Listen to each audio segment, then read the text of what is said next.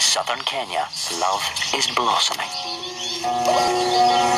He performs a little dance to entice her to take a closer look.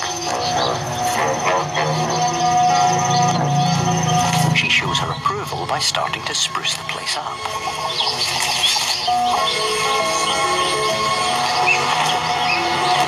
They set to work gathering mud, a central element to their plan. Their aim is to make the entrance smaller.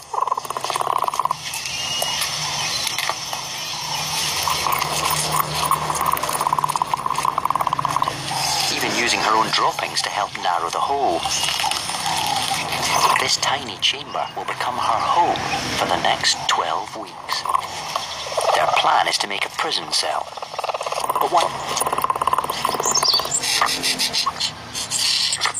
Eventually, the eggs are laid.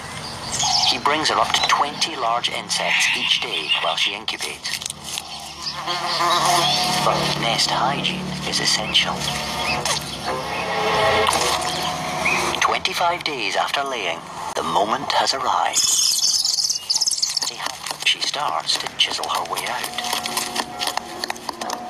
Testing the hole for size. It seems an impossible squeeze, so easy to get stuck.